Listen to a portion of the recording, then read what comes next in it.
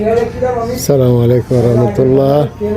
সম্মানিত ভিউয়ার্স, আসার আগে আপনারা সবাই ভালো আছেন। দেখেন এখানে একটা সৌদি আরবে একটা ছাগলের মাজরা। এরা এখানে বালি দিয়ে ছাগলগুলি লালন পালন করে। আর এই দেশের আবহাওয়া তো এমনি শুকনা, এই জন্য এদের ছাগল অসুস্থ কম হয়। আর আমাদের দেশে যেমন আমার ফার্মের ছাগলগুলো বৃষ্টির কারণে এখন প্রায় অসুস্থ, খাদ্য একেবারে খাচ্ছে না, বৃষ্টির কারণে বাইরেও হয় না, খাওয়া দাওয়া কম খায়। কিন্তু এদের এখানে এই যে দেখেন, এগুলি হলো শুকনা খাদ্য, শুকনা বর্সিম বলে এটাকে, আমাদের দেশে খেরের মতো এটা খায়। আর শুধু গম পানি বাস।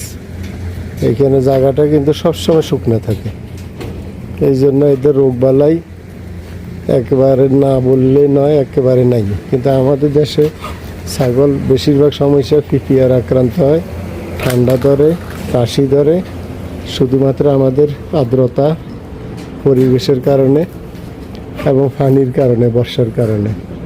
দেখা ছাগলগুলি খুবই সুস্থ, খুবই সুন্দর। এই বর্ষিমগুলি দিছে, এই হলো খাদ্য।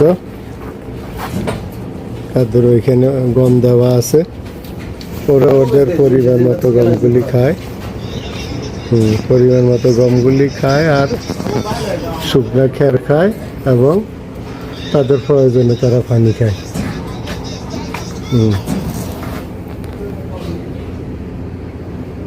অসংখ্য ধন্যবাদ আপনাদেরকে।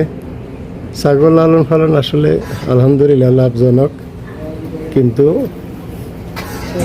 পরিচর্যার অভাবে লস হয়।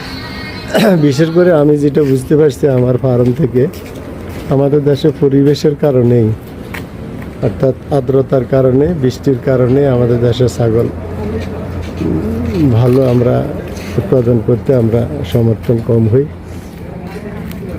এই যে কত সুন্দরভাবে ওরা আছে, কোনো সমস্যা নেই, সবগুলি বালির মধ্যে।